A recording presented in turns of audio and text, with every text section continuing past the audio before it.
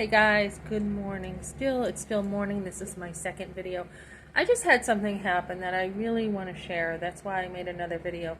So, look on my community post. They do a better job than probably I will in explaining something.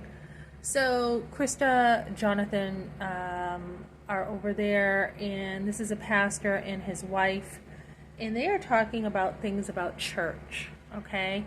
It is so important to have the gospel at the center of your life. So when my husband and I have been going through, stuff, there's a message. Okay, going through stuff with him wanting a divorce.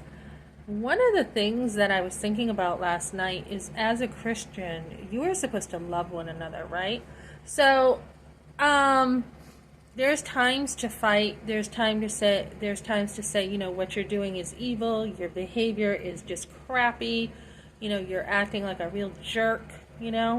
Um, there are times to be like that, right? When somebody is coming at you. And I had said to my husband, I said, we were fine up until I got here. I thought, there was a time he was like, oh, I think I want a divorce and da da da. And we got over it and we worked out him pushing me and all this stuff. So I said, if I did anything since I've gotten here that makes you mad, would you forgive me? And the answer was no. So I don't know what the problem is really, because I was working hard on trying to find a place over here.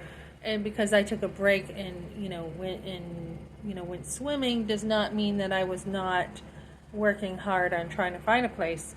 That was without his help. So I had to be really tough and be like, look, why don't you look at yourself? You haven't even lifted a finger to look at a place.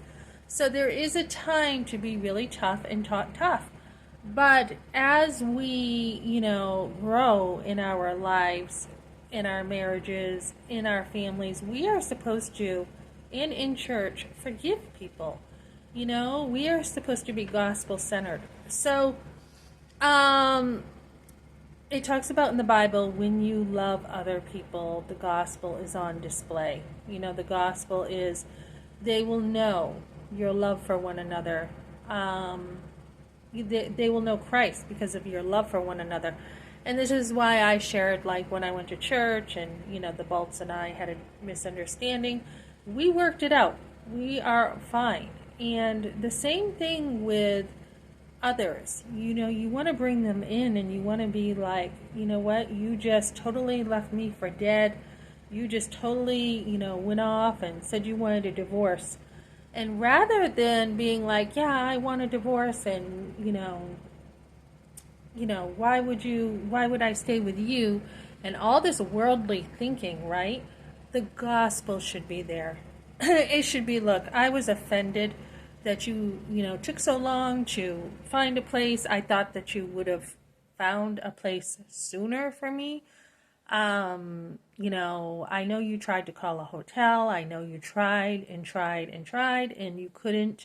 I know this is not your fault. The whole COVID thing, the whole housing market crashed.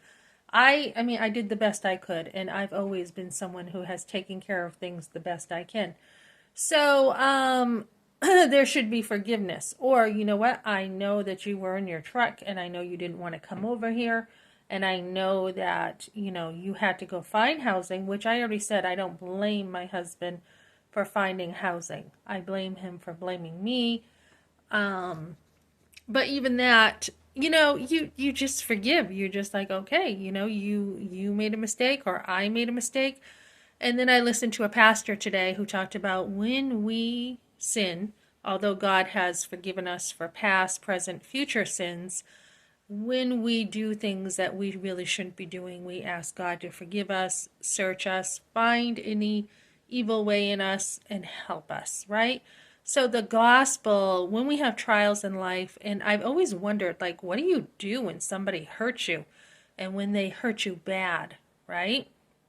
You got to put the gospel in there. You've got to be like, you got to have humility and show, what, I'm just as much of a sinner as you are. I make mistakes. You make mistakes. The whole abortion thing, when that happens, you've got to look at the best of other people and say, yeah, what you did was pretty evil. You know, you meant it for evil, but God meant it for good. But yet, I also know that, you know, even though this was a very ugly thing, of trying to hide this, in the bottom of your heart somewhere, you probably meant, you know, in your own way to save me from the hardship that you experienced, or the hardship, you know, that you had, and you didn't want that for me, or you wanted to cover things. Or, I mean, it doesn't mean that you just cover, you don't call a spade, but you've got to be able to just forgive. And you can't justify everything. You can't be like, oh, well, you know, it was just cells. It was just, you know, it's just a fetus, or, you know, it's just, or you were too young, or you can't just make excuses for everything. You just can't. You have to come right out with it and call a spade and say, but I forgive you. You know what I mean? And just like Joseph, he's like, you meant it for evil, but I forgive you, you know? And he says, am I God? Am I God? You know, the same thing with me. Am I God? I cannot judge everything in a man's heart, and I cannot be the one to be like, okay, you know, you deserve to be punished for what you did. Although we do have laws against murder, you know, it's God ultimately that will decide people's fate in the end. And that's where you do have to leave things in God's hands. And you have to say, you know, yeah, there's consequences here on earth for what you did. But in the end, this is really, you know, between you and God. And therefore, I will not punish you and give you. You know, there are times, yeah, there's consequences. And there's times to say, I will not be God, and I will not give you what you deserve. You know, you have to withhold, just as Joseph did. He was very gracious to his brothers, who basically sold him into slavery and left him for dead. And so I've had that happen to me when people have left me for dead, with the abortion, with this whole divorce, everything. And you just have to be like, in the end, you stand before God and God will judge you.